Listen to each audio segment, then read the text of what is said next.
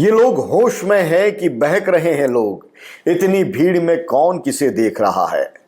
दुष्यंत कुमार की पंक्तियां आज जयपुर में प्रासंगिक हो गई जब कॉकरोच जनता पार्टी के प्रदर्शन में भीड़ तंत्र इस कदर हावी हो गया कि खुद पार्टी के संस्थापक अभिजीत दीपके ही भीड़ के हत्थे चढ़ गए और स्वागत सत्कार के बीच ही कुछ युवकों ने उन्हें थप्पड़ जड़ दिए। जयपुर में कॉकरोच जनता पार्टी का प्रदर्शन युवाओं के मुद्दे को लेकर आयोजित किया गया था। दोस्तों, बेरोजगारी, पेपर लीक, भर्ती परीक्षाओं में गड़बड़ियां और छात्रों की परेशानियां इसके केंद्र में थी। लेकिन दिन खत्म होते होते चर्चा इन मुद्दों की नहीं हुई, बल्कि थप्पड़बाजी, मारपीट, धक्का मुक्की और पुलिस कार्रवाई की होने लगी। इस पूरे घटनाक्रम की सबसे बड़ी विडंबना यही है दोस्तों कि लीडरशिप के बिना ही आंदोलन खड़ा करने की कोशिश की जा रही है। सोशल मीडिया पर कमेंट्स, लाइक, सब्सक्रिप्शन ये अलग बात है, लेकिन सड़क पर इससे काम नहीं चलता। यहां व्यवस्था बनानी पड़ती है, कानून के मुताबिक चलना पड़ता है, आंदोलन की रणनीति बनानी पड़ती है ताकि मूल उद्देश्य डिरेल न हो सके।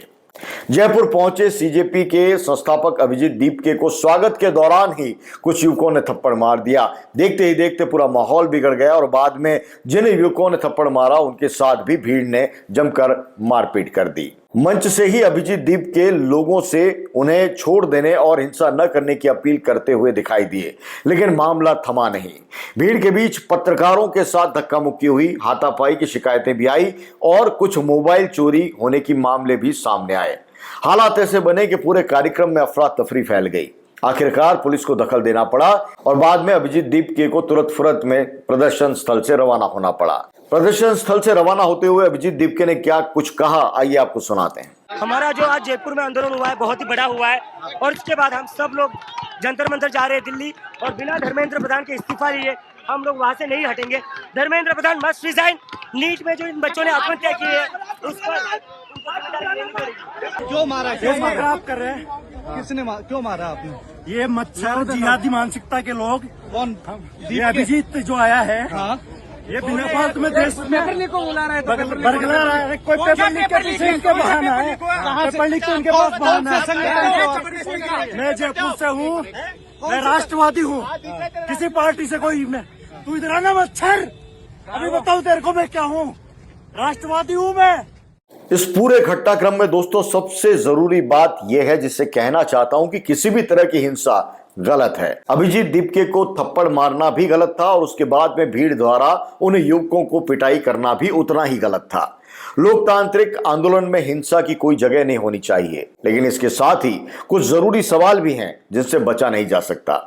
मसलन जिस व्यक्ति के बुलावे पर लोग जुटे, जिस चेहरे के नाम पर पूरा आंदोलन खड़ा हुआ, उसी की भीड़ के बीच थप्पड़ पड़ जाता है तो फिर भीड़ कानून अपने हाथ में ले लेती है।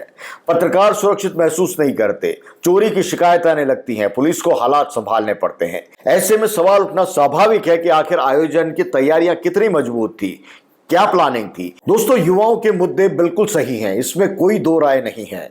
लाखों छात्र भर्ती परीक्षाओं, पेपर लीक, रोजगार के सवालों से परेशान हैं। इसी वजह से ऐसे आंदोलनों को समर्थन भी मिलता है, लेकिन सिर्फ सही मुद्दे का होना काफी नहीं होता, उन्हें उठाने का तरीका भी महत्वपूर्ण होता है। आज सोशल मीडिया के दौर में किसी भी मुद्दे पर हजारों लोगों को जोड़ लेना मुश्किल नहीं है, लेकिन सोशल मीडिया की भीड़ और जमीन पर संगठित आंदोलन में बहुत फर्क होता है। जयपुर की घटना ने यही फर्क दिखाया है, यही फर्क समझाया है।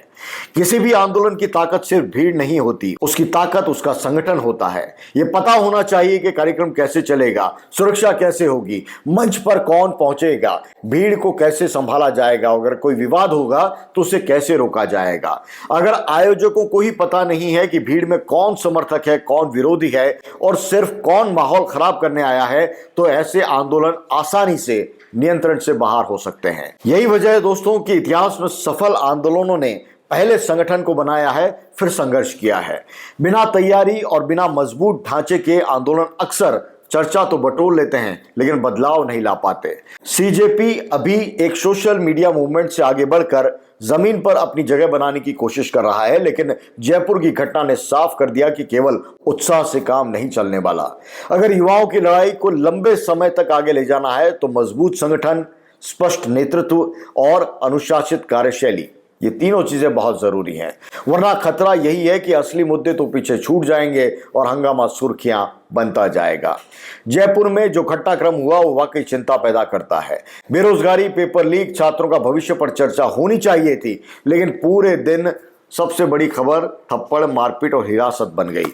युवाओं के मुद्दे गंभीर हैं, उन पर बात होनी चाहिए, लेकिन अगर आंदोलन खुद ही अव्यवस्थाओं का शिकार हो जाए तो फिर उन मुद्दों तक कैसे बात पहुंचेगी, ये बड़ा सवाल है। दोस्तों, यही सवाल जयपुर की घटना छोड़ गई है और शायद यही सवाल सीजेपी समेत हर नए आंदोलन को खुद से पूछने की जरूरत है।